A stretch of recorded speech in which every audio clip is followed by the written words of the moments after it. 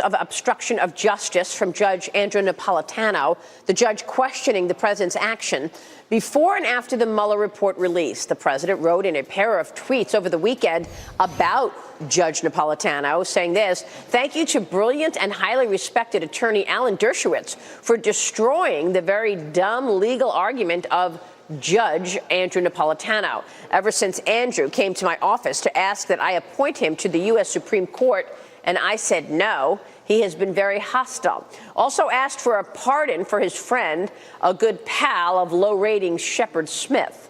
Joining us right now is Fox News senior judicial analyst Judge Andrew Napolitano to respond to all of this. Judge, good to see you this morning. Good morning. And then this is the way you treat your friends. How do you treat your enemies?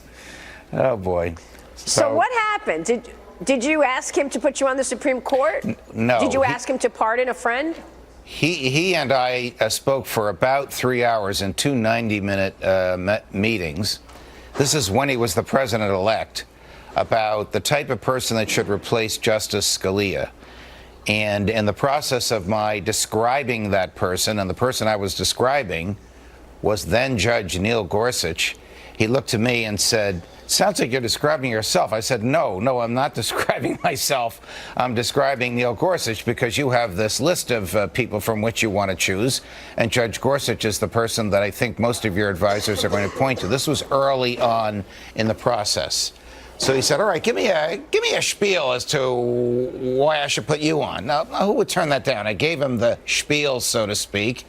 And somebody else in the room said, you know, that's pretty interesting, but the judge is a little long in the tooth, to which the president said, blank you, to the person who said the judge is long in the tooth. I'm 4 years older than the judge, and I'm about to become president. It was that kind of a conversation. So, and listen, I thought the president...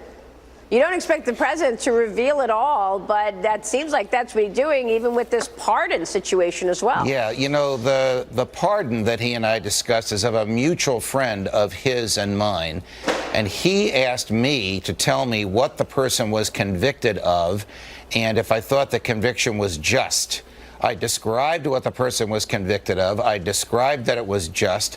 The president used a very strong term to condemn the conviction, and he said, you know this person as well as I do. Call this person up and tell this person he's going to be on the list of pardons that I will seriously consider. That was the extent of that conversation. Look, I thought the president's comments were brilliant. He wanted to divert attention from what Mueller had said about him and what I had commented about Mueller to his relationship with me. His relationship with me is not the story. He and I have been friends for 30 years and probably will be for the next 30 years.